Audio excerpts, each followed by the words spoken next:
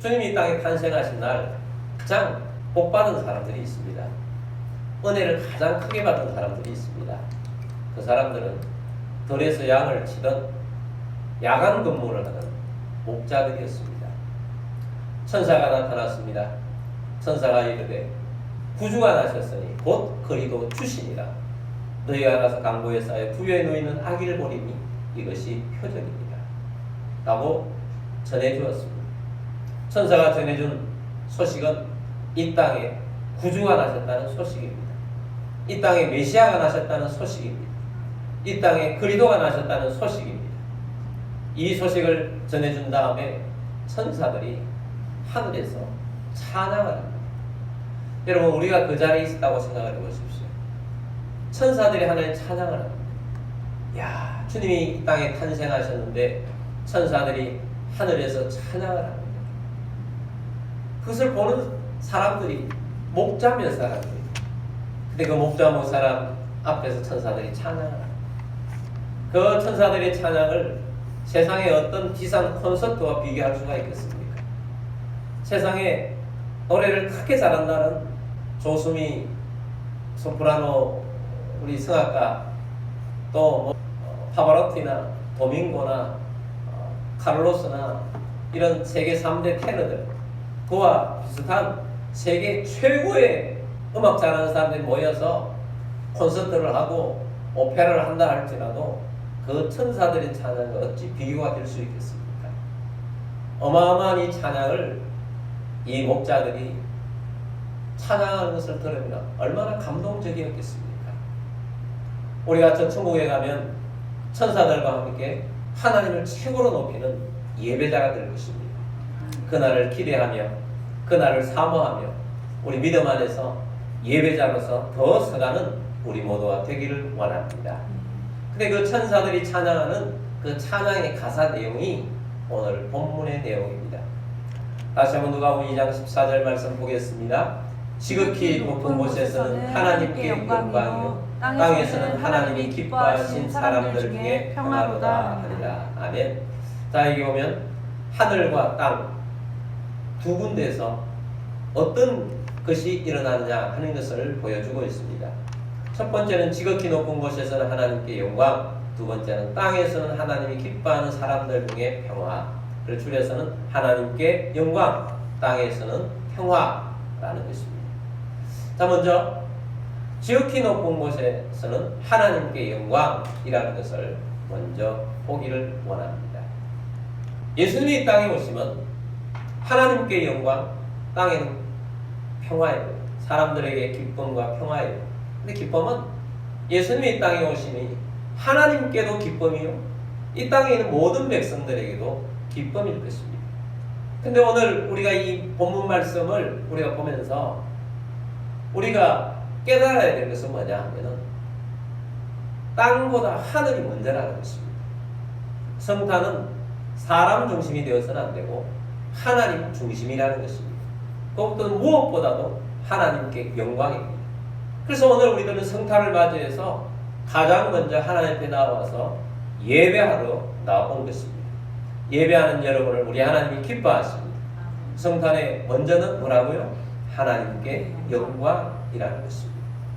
하나님께 영광 돌립니다. 이것이 성탄의 우선이라는 것입니다. 하나님은 우리를 구원하시기 위해서 만세전부터 이 구원을 설계하셨습니다. 그리고 역사 속에서 그 구원을 이루어 가셨습니다. 세상에 있는 사람들은 하나님 없는 사람이 되어서 태어나면서부터 이미 망한 인생입니다. 이 망한 인생을 우리 하나님께서 구원하시기 위해서 하나님이 자기 아들 예수 그리스도를 이 땅에 보내시기로 계획을 하시고 역사를 진행시키셨습니다. 사실은 그렇게 가면 망한 인생이라고 밖에 볼 수 없는 아브라함에게 우리 하나님께서 나타나셨습니다. 우리가 잘 알고 있듯이 아브라함의 가정에는 태문이 갇혀 있었습니다. 그리고 나이도 76세, 66세 나이가 많아서 그들은 자녀가 없어서 하나님을 만나지 못했더라면 그냥 족보가 끊어지고 더 이상 이 세상에는 후손들이 없는 그런 인생이 아브라함 부부였습니다. 근데 우리 하나님께서는 이 아브라함 부부를 선택하신 것은 아브라함 부부를 통해서 메시아를 보내주시기 위해서 아브라함 부부를 선택하셨습니다. 하나님께서 불가능할 때 이삭을 주셨습니다. 이삭은 야곱을 낳았고 야곱은 이스라엘이 되었고 이 야곱의 자녀들을 통해서 이스라엘 민족이 되었습니다. 하나님이 기대한 것은 그렇게 태어난 아무것도 없는 가운데서 하나님의 은혜로 이어지는 이 이스라엘 백성들이 하나님의 나라가 되고 하나님의 순종적인 나라가 되고 하나님이 기뻐하시는 백성들이 되기를 기대하셨습니다. 그런데 그 백성들은 목이 곧은 백성이 되어서 하나님께 나아가지 않고 우상을 숭배하고 하나님을 멀리했습니다. 하나님 멀리하면 망한 백성이 되는 것입니다. 그래서 실제로 나라가 망한다는 것은 다른 나라의 지배를 받는 것입니다. 그래서 다른 나라의 노예로 끌려가게 된 것입니다. 근데 하나님께서는 그런 그 백성들에게 망하기 전에도 망할 때에도 망하고 난 후에도 계속 선지자를 보내셔서 줄기차게 하나님께서 지속적으로 주시는 메시지가 있다면 내가 메시아를 보내주겠다는 겁니다. 구원자를 보내주겠다는 것입니다. 너희를 구원할 왕을 보내주겠다는 메시지를 계속 주셨습니다. 그 메시지가 이루어진 때가 지금으로부터 2000년 전에 이 땅에 하나님의 아들 예수 그리스도가 이 땅에 탄생하신 것입니다. 그래서 예수님이 이 땅에 오셔서 십자가로 우리를 구원해 주셨습니다. 그래서 이 모든 일을 이루어 가신 분이 누구십니까? 하나님이십니다. 그래서 우리는 가장 먼저 이 모든 일을 이루신 우리 하나님 앞에 영광을 돌리는 것입니다. 그래서 우리가 하나님 앞에 영광 돌림이 첫 번째라는 것입니다. 여러분, 세상에 하나님 없는 사람들은 무엇을 하느냐? 하나님 없는 사람들은 이 성탄절에 하나님 없이 기쁨을 가지고 있어요. 그건 일반 은총 속에 속하는 거죠. 어떻게 보면 예수 그리스도께서 이 땅에 탄생하심에 어떤 일반적인 은총 속에서 어떤 긍정적인 부분이라면 성탄의 대부분의 백성들은 기뻐한다는 거죠. 그런데 그들은 하나님 없는 기쁨인 것입니다. 저는 깜짝 놀란 것이 전에도 말씀드린 것 같습니다. 한 12월쯤에 태국에 갔는데 태국은 불교 나라 아닙니까? 이 불교 나라에 우리나라보다 훨씬 더 거리마다 장식이 더 잘 되어 있고요. 캐롤도 울려 펴지고요. 또 매점이나 어떤 상점에 가는 곳마다 크리스마스 분위기를 잔뜩 내놨어요. 좀 깜짝 놀랐어요. 우리나라보다 몇 배는 더 화려하게 놓은 것 같아요. 불교 나라에서. 그래서 그걸 보면서 이걸 통해서 그들은 하나님 앞에 나와서 예배는 하지 않지만 그래도 긍정적인 부분이라면 예수가 오신다는 것은 기쁨이라는 것을 그들에게 어느 정도는 알려주기는 하는구나 하는 것입니다. 그런데 어떤 사람에는 그것이 영적으로 어떤 고민을 하면서 예수가 탄생하시는 것은 뭐지? 하고 고민을 가진다면 예수님을 그런 속에서 만날 수 있을 것입니다. 근데 예수 없는 대부분의 이 성탄의 기쁨은 사람들이 어떻게 합니까? 아드레날린이 막 폭발해요. 기쁨이 넘쳐요. 들뜬 마음이 넘쳐요. 그래서 들뜬 마음으로 기쁨이 된다면 죄가 된다 할지라도 그것을 막 허용하면서 막 하는 것입니다. 엄청난 부작용이죠. 여러분, 우리는 그런 사람들이 아닙니다. 우리는 예수님을 바로 알고 있고 하나님 백성이 되어 있습니다.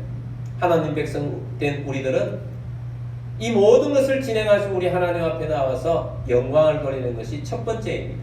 그래서 첫 번째 우리가 이 성탄절에는 하나님의 위대하심을 선포하는 것이 성탄의 첫 번째로 하는 것입니다. 그럼 우리 모두가 오늘도 하나님 앞에서 나와야 하는데 최고의 예배를 드리고자 하는 그런 마음으로 하나님 앞에 영광을 돌리는 예배자들이 다 되기를 주의 이름으로 축복합니다. 그래서 하나님께는 영광이다 하는 것이 첫 번째입니다. 두 번째는 땅에는 평화입니다. 예수님이 오셔서 이 땅에 오셔서 우리에게 주고자 하는 것은 평화입니다. 오늘도 우리가 이 성탄절을 맞이해서 서로 만나서 인사도 합니다. 여러분 서로 한번 인사를 해볼까요? 주변에 있는 분들에게 메리 크리스마스. 메리 크리스마스. 메리 크리스마스. 예, 우리는 성탄을 맞이하면 메리 크리스마스라고 또 인사를 합니다. 또 메일도 보내고, 예전에가 더 좋았던 것 같아요. 카드도 보내고. 요즘은 그냥 카톡을 통해서 보내기도 하고 그렇죠. 근데 외형적으로는 사실 메리 크리스마스하고 기쁜데 평화가 있는 것 같은데 실제로는 우리의 마음이 어떻습니까? 여러분 마음에 평화가 가득하고 기쁨이 넘치고 그렇습니까? 어떤 경우에는 풀리지 않는 문제, 돌파해야 되는 것들 때문에 다른 갈등 이런 것들을 풀지 못해서 여전히 힘들어하고 어떤 사람은 외로워하고 어려워하고 그런 것들이 여전히 있는 그런 문제가 있습니다. 사실 우리가 평화라고 하면 개인에게는 마음의 평안이겠죠. 가족이라면 화목한 가정의 평화겠죠. 나라라면 전쟁이 없는 나라, 평화의 나라겠죠. 또 세계 열방 가운데라면 이렇게 서로 소통이 있고 또 서로 위해주는 그런 세계 열방 가운데에서 있는 평화가 아니겠습니까? 근데 예수님이 이 땅에 오셔서 평화라고 하셨는데 이 땅에 평화가 우리 개인이나 가정이나 우리의 삶 속에 또 나라 가운데 세계 가운데 있습니까? 어떤 것 같습니까?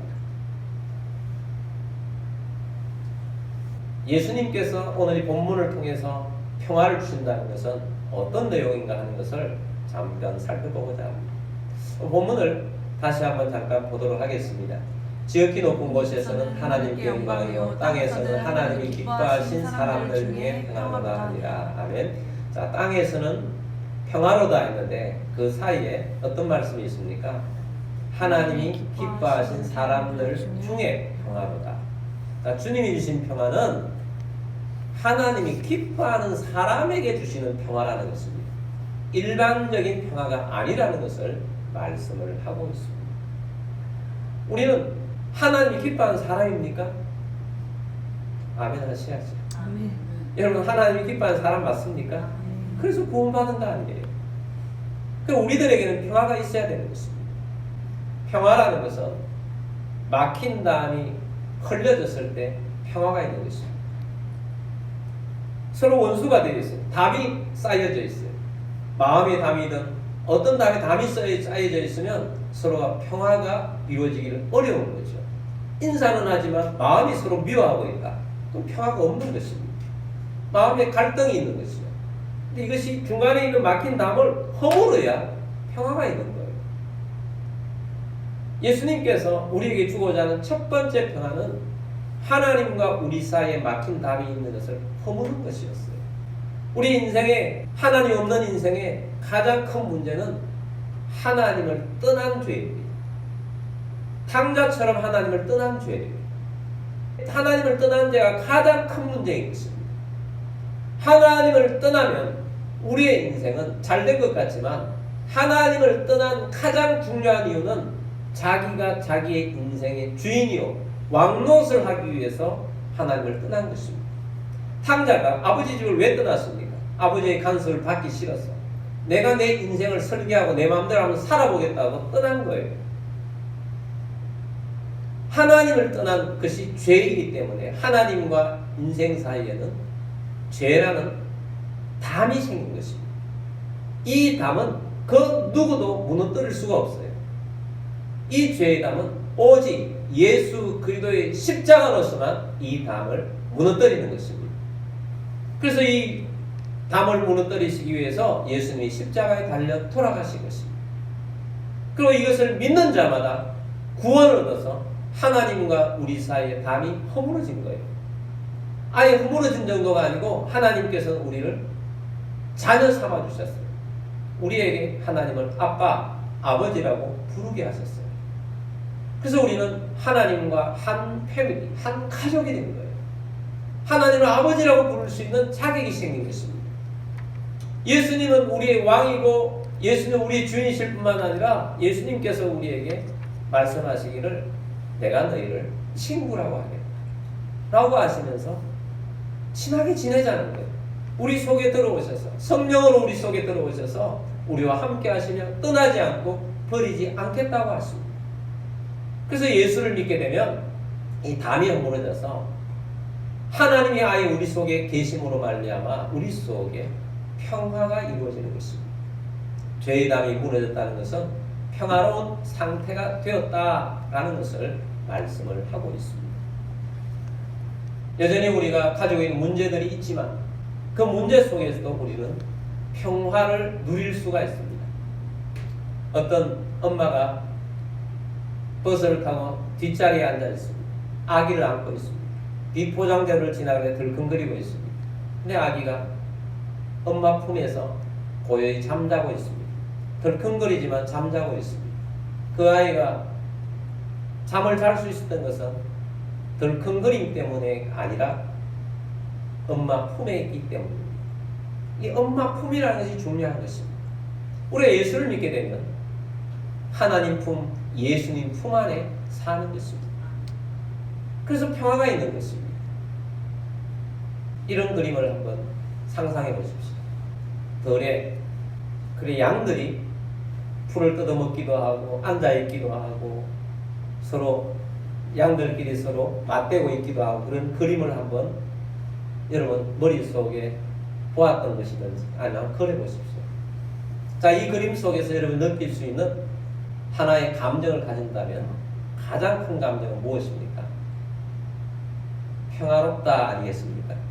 양들이 들녘에서 또 푸른 풀밭 또 시냇물이 있는 곳 가운데서 풀을 뜯어먹고 평화롭게 있는 것. 그건 평화로운 모습이에요. 근데 사실은 그림은 그렇지만 실제로 들녘은 그런가 하는 것입니다. 실제 들녘은 평화로운 것이 아닙니다. 가장 힘든 곳이 바로 양들이 있는 그 푸른 초장인 것입니다. 그 주변에 뭐가 있겠어요? 사자가 있고 호랑이가 있고 표범이 있고 하이에나가 있고 주변을 감싸고 있어요. 그곳은 양들이 사느냐 죽는다 하는 그런 현장이에요. 그렇기 때문에 거기에는 평화가 없어요. 자칫하다가 생명을 빼앗길 수밖에 없는 그런 현장이 바로 그 들녘인 것입니다. 근데 양들이 평화를 누릴 수 있는 유일한 길은 거기에 누가 있다? 목자가 있다는 거예요. 목자가 있으면 주변에 사자가 있고 호랑이가 있고 표범이 있고 하이에나가 있다 할지라도 들개들이 으르렁대리며 주변을 감싸있다 할지라도 목자로 인해서 보호를 받는 것입니다. 그래서 오늘 우리들이 이 땅 가운데에서 살아가면서 주님의 평화를 얻는다는 것은 우리에게 목자가 계시다는 사실 때문에 평화가 있는 것입니다. 그래서 우리가 주변에 환경이 어려운 환경이 없어서 평화가 있는 것이 아니고 그런 환경들은 여전히 있지만 여전히 어려운 사람들을 만나야 하지만 여전히 우리가 갈등을 가지고 있지만 여전히 우리는 풀어야 할 숙제가 있고 재정의 어려움도 있고 많은 어려움들이 있지만 그런 속에서도 우리가 가지는 평화는 예수님이 우리의 목자가 되신다는 사실이에요. 그래서 다윗이 이것을 너무 잘 깨달았기 때문에 다윗이 목자이기 때문에 그 환경 속에서 하나님을 목자라고 부르면서 하나님은 푸른 풀밭과 실만한 물가루를 인도하시고 내 영혼을 날마다 소생시키시라.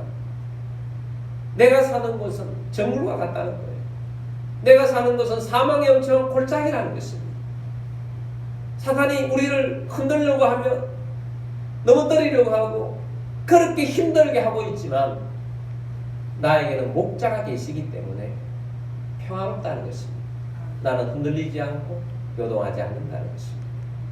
여러분, 예수님이 주시는 이 평화는 관념이 아닙니다. 삶 속에서 실제예요. 그래서 예수님을 진정으로 영접하는 사람들은 얼굴에 평화의 빛이 돌아요. 평강이 돌아요. 그 사람이 문제가 없어져서 평화가 있는 것이 아닙니다. 평화의 얼굴이 돌아오는 게 아니에요. 평화로워지는 것입니다. 바로 예수님이 그 속에 목자가 되셔서 계시기 때문입니다. 주님이 이 땅에 오셔서 우리의 목자가 되셔서 우리에게 평화를 주시는 것입니다. 우리는 하나님이 기뻐하시는 사람이기 때문에 주님께서 우리에게 이런 평화를 누릴 수 있도록 해주는 것입니다. 평화는, 주님이 주시는 이 평화는 실제입니다. 관념이 아닙니다. 여전히 우리가 고민과 여러 가지 것들을 안고 살아가고 있지만 주님은 우리에게 목자가 되셔서 우리와 함께 하셔서 평화를 주시고 있습니다. 땅에 주시는 평화, 이 평화를 구원받은 우리들이 가지고 있는 것입니다. 그러므로 이 평화를 누릴 수 있는 믿음의 사람들이 다 되기를 주의 이름으로 축복합니다. 죄는 사라졌고 주님 우리의 목자가 되셨기 때문에 우리는 그 울타리 안에서, 목자가 보호하는 그 울타리 안에서 평화를 누리며 살아가고 있는 것입니다. 주변에 사자나 호랑이나 하이에나 이런 것들이 없어질 날은 언제냐? 이 땅에서는 없어지지 않습니다. 천국 가면 없어질 것입니다. 그러나 이 땅에서는 우리를 삼키려는 것이 있다 할지라도 주님 안에서 보호를 받으며 평안을 누리며 믿음으로 살아가는 우리 모두가 되기를 주의 이름으로 축복합니다. 주님이 가정의 주인이 되셔서 모두가 다 믿음의 사람들이 다 된다면 진짜 평화가 임할 것입니다. 천국의 모습이 가정 안에서 이루어지게 될 것입니다. 주님께서 교회를 통하여서 또 나라 가운데 역사하시면 이 나라가 하나님의 뜻과 하나님의 역사를 통해서 평화를 얻게 될 것입니다. 여러분, 세상의 나라들은 예수님이 이 땅에 오셨음에도 불구하고 2000년이 지나셨음에도 불구하고 사람들은 여전히 죄인들이 온 세상을 운영하고 있어서 나라들 가운데 평화가 없어요. 그나마 역사 속에서 제가 생각해 보니까 가장 좀 좋았던 시대가 우리가 살았던 1980년대부터 해서 한 2010년, 2020년, 넓게 해서 2020년 코로나 직전까지가 아니었나 생각해 봅니다.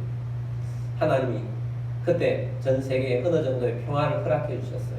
전쟁도 별로 없고 그래서 세계화 그러면서 했지 않습니까? 근데 지금은 신냉정 시대가 되었어요. 전쟁하는 나라들도 있고요. 그 전쟁뿐만 아니고 우리가 여행할 수 없는 나라들이 점점 많아지고 있습니다. 여행하면 불편해지고 힘들어지는 나라들. 저는 동남아시아 가는 것도 별 문제가 없었는데 동남아시아 가도 지금 좀 위험하지 않습니까? 위험한 나라들이 너무 많이 생겼어요. 위험한 지역들. 점점 어려운 시대가 다가오고 있는 거죠. 자, 이런 그 속에서 여러분, 세상은 평화가 줄 것 같지만 평화를 주지 않습니다. 세계를 움직이고 있는 철학이나 사상이 평화를 줍니까? 정치가 평화를 줍니까? 돈이 평화를 줍니까? 오히려 그러한 것들이 평화를 더 깨고 더 힘들게 하고 어렵게 하는, 왜냐하면 그걸 운영하는 사람들이 나쁘기 때문입니다. 악한 사람들이 운영하는 것입니다. 세계의 역사를 쭉 보면요, 위대한 인물이라고 하는 사람들, 정치인들 중에는 정복자들이 많아요. 정복자들. 그 당시에 살았다고 생각해 보십시오. 전쟁통인데 그 전쟁 아래에서 그 사람들은 자기의 독심을 이루며 통치 권력을 이루면서 역사책에는 위대한 인물로 기록이 되고 있다고. 일반 백성들은 평화가 있었습니까? 평화가 없었어요. 전쟁이에요. 여러분, 세상은 평화를 약속하지만 진정한 평화가 없습니다. 진짜 평화는 예수 그리스도만이 주시는 것입니다. 예수 믿는 사람이 참된 지도자가 올라간다면 그 지도자를 통해서 평화가 어느 정도는 있을 것입니다. 여러분, 이 복음은 평화의 복음입니다. 그래서 예수님이 복음이 들어가는 곳마다 평화가 이루어지는 것입니다. 그래서 우리나라도 열심히 전도하고 구원을 이루어서 믿음의 백성들이 주님 안에서 평화를 누릴 뿐만 아니라 평강의 나라, 평화의 나라를 만들어가는데 우리가 기도하며 나아가는 우리 모두가 되기를 원합니다. 주님의 이 복음은 막힌 담을 틉니다. 인종들 가운데도 성경시대에는 유대인과 헬라인, 유대인과 이방인들이 막힌 담이 있었는데 복음으로 말미암아서 막힌 담을 헐 수 있다고 했어요. 지금 유대인들은 복음을 받아들이지 않잖아요. 복음 없는 하나님을 믿고 있어요. 그래서 유대인들이 어떤 면에서는 굉장히 과격합니다. 악합니다.